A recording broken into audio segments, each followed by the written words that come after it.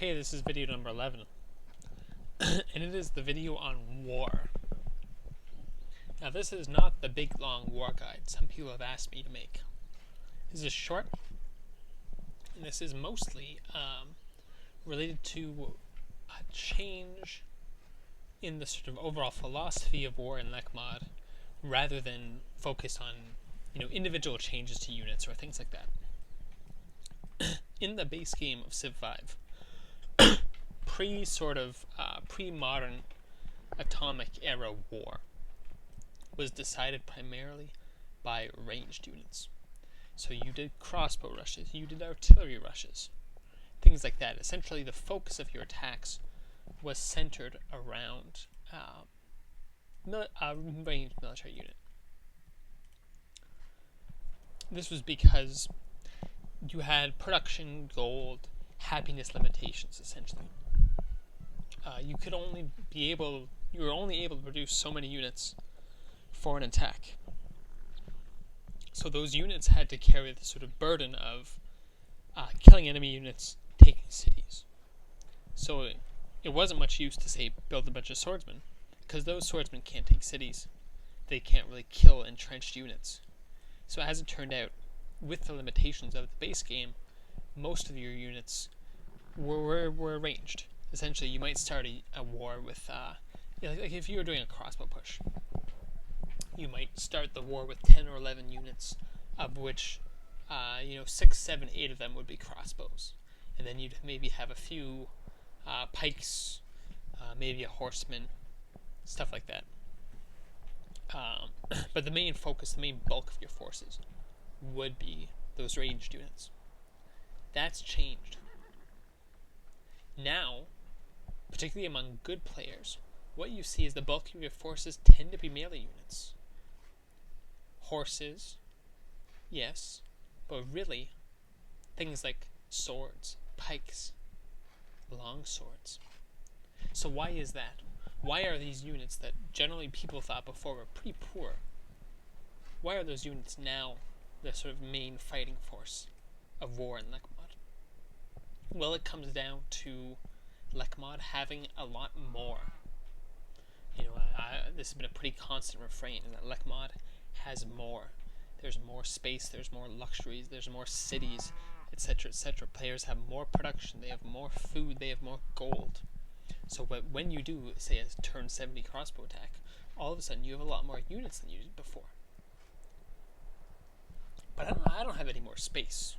If I was attacking this city in the base game, there would still be the same amount of tiles around it. But now I have a lot more units. So how does that make melee units more important now? These kind of blocker units that you're not really using to attack as much as you're using to occupy space. Well, essentially, war in Civ is about tile control, because tile control determines the damage you inflict on your enemy and the damage your enemy inflicts on you. That essentially determines who wins a war in Civ. Damage in versus damage out. And you control those two things by controlling the tiles over where the war is fought. Because this is 1 unit per tile, with the exception of air units. So the defending Arabian player can attack my units with is determined by how I've got my units positioned. See how I've got this nice front line of swords?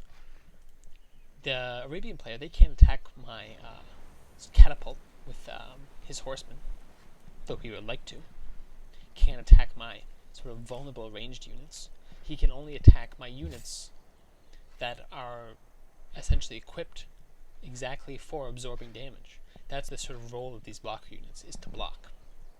And that's all of a sudden become so much more important now that there are so many tiles, so many more tiles you need to control, so many more tiles you need to block. So, really what it comes down to is the way you can sort of visually identify a good war player versus a bad war player is how many blocker units they have. Because bad war players, they bring too few, and they just get their ranged units absolutely savaged by knights, by long swords, by things like this. Take for example, I can give you an example here. I could move my crossbow up here, but I'm betting that there's a couple melee units here, plus maybe a few ranged units. If I move my crossbow up there, it just gets slammed, slammed, slammed, shot. It's dead. It's accomplished absolutely nothing. But if I move my swordsman up here, all of a sudden, it can slam it a bunch of times. I'll probably get an insta-heal.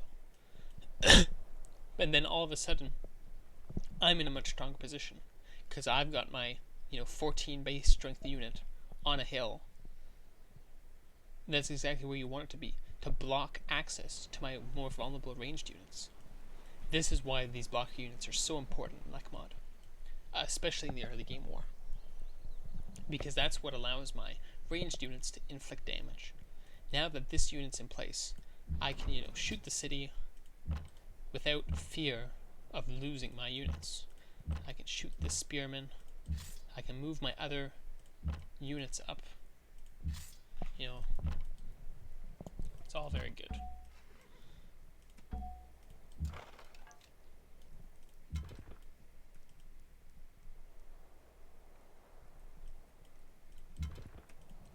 So, with these new important blocker units, you see a lot more people use swordsmen. Swordsmen really weren't something used in the base game. They were only 13 strength, they're 14th strength now, and they also required iron. So people generally tend to prefer just going straight pikes, pikemen at civil service, instead of going for swords. Now you see swords a lot more. You also see catapults, trebuchets, and cannons a lot more, because they have a new feature where they have indirect fire. That they can shoot over terrain. So that, say my catapult was right here on this horse, it wouldn't be blocked by this jungle hill, it could shoot over it.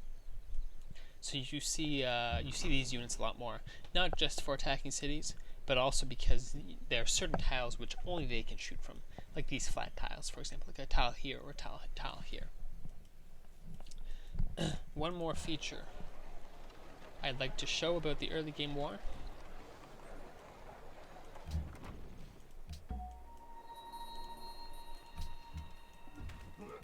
Just as I finish all my moves.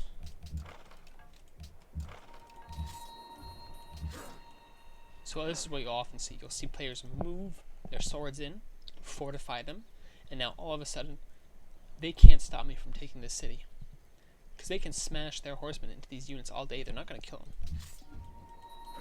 I've got this impenetrable wall. I've seized control of these tiles, and now I'm the one inflicting all the damage. So watch in this turn, what happens. He's got all these units. What's he going to do? Doesn't kill a single one.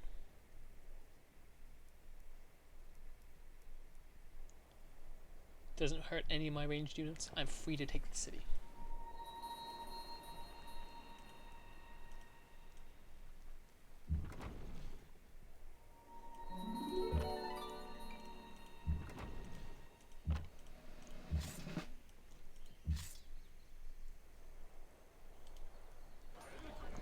This is the other feature. In the base game, Assyria had a unique ability by which when you captured a city from an enemy player, if they had technologies you did not have, you got one of those technologies, starting at the cheapest technologies. So in this case, I got optics as a free technology. So that's a nice little boost if you're warring. It's sort of a catch-up mechanic to get free techs from players that you attack. I've said this before, I wouldn't generally recommend newer players to try lots of attacks. It is something that you can only improve through practice, but I think at sort of the base game, and just as a new player, you really want to focus on improving your SimCity first, because good SimCity is what wins you wars. Like, I am not a particularly strong war player, especially compared to a lot of the other really good players. The reason why I win wars is essentially I'm better prepared to win wars. I have that stronger sim game, so that going into a war, I have more units, I have more production, I have more happiness, etc. And that's what gets me through, rather than, some great individual ability. Because I'm not one of the best war players. I'm just really good at preparing for wars. So that's the sort of general thematic differences. I'd like to note a few minor changes with the units. First of all, infantry have been moved back from plastics to electronics. Essentially, that means is that you don't have this very strong defensive unit on a SimCity tech. Before, you beeline straight for plastics because it was both had research labs for the SimCity and a great defensive unit. Kind of, there's no downside. There's no downside essentially for going for plastics. So now those two are separated. You've also seen the anti-tank gun move up from combined arms to ballistics. Anti-tank guns are very good at defeating tanks and landships, which is very important now because landships are now the predominant offensive unit of the modern era. They're kind of worthless, actually completely worthless in the base game. Now they have a 50% attack bonus versus land units. So you see them used a lot, especially by players who go autocracy. I love landships. I use them all the time. And the last major change is atomic bombs are gone. They no longer exist in the tech tree. They used to come super early. And also, you can no longer purchase nuclear missiles. You have to hard build them. And they're available at advanced ballistics. So that's basically the big change, is that war is dominated by more and more by blocker units because there are so many more units in play in a Lekmod game. Everyone's got more units. Wars, instead of taking place with 9, 10, 11 units, they're now taking place even relatively early wars like this. There's 15, 20 units, etc. So really what you're trying to accomplish with your units is you're trying to control tiles so that you control the damage you receive and the damage you dish out. That's the sort of nutshell version.